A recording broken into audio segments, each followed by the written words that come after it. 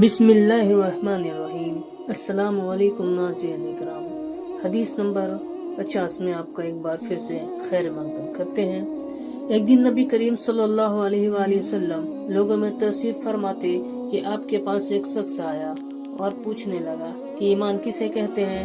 آپ صلی اللہ تعالیٰ علیہ وآلہ وسلم نے فرمایا کہ ایمان یہ ہے کہ تم اللہ پاک کے وجود اور اس کی یکتا پر ایمان لاؤ، اور اس کے فرشتوں کے وجود پر، اور اس اللہ کی ملاقات کے حق ہونے پر، اور اس کے رسولوں کے حق پر ہونے پر، اور مرنے کے بعد دوبارہ اٹھنے پر ایمان لاؤ۔ پھر اس نے پوچھا کہ اسلام کیا ہے؟ آپ صلی اللہ تعالیٰ علیہ وآلہ وسلم نے فرمایا کہ اسلام یہ ہے کہ تم خالص اللہ کی عبادت کرو اور اس کے ساتھ کسی کو شریک نہ بناؤ، اور نماز قائم کرو، اور زکوٰۃ فرض ادا کرو، اور رمضان کے روزے رکھو۔ پھر اس نے احسان کے متعلق پوچھا۔ آپ صلی اللہ تعالیٰ علیہ وآلہ وسلم نے فرمایا احسان یہ ہے کہ تم اللہ کی عبادت اس طرح کرو مانو تم اسے دیکھ رہے ہو۔ اگر یہ درجہ نہ حاصل ہو تو پھر یہ تو سمجھو ہی کہ وہ تم کو دیکھ رہا ہے۔ پھر اس نے پوچھا کہ قیامت کب آئے گی؟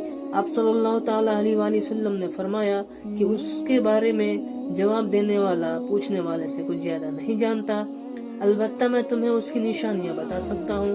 وہ یہ ہے کہ جب لونڈی اپنے مالک کو جنیں گی، اور جب سیاہ اونٹوں کے چرانے والے دیہاتی لوگ ترقی کرتے کرتے مکانوں کی تعمیر میں ایک دوسرے سے بازی لے جانے کی کوشش کریں گے۔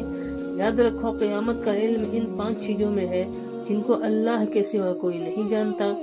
پھر آپ نے یہ آیت پڑھی کہ اللہ ہی کو قیامت کا علم ہے کہ وہ کب ہوگی۔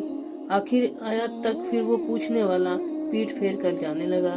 آپ صلی اللہ تعالیٰ علیہ وآلہ وسلم نے فرمایا کہ اسے واپس بلا کر لاؤ۔ لوگ دوڑ پڑے مگر وہ کہیں نظر نہیں آیا۔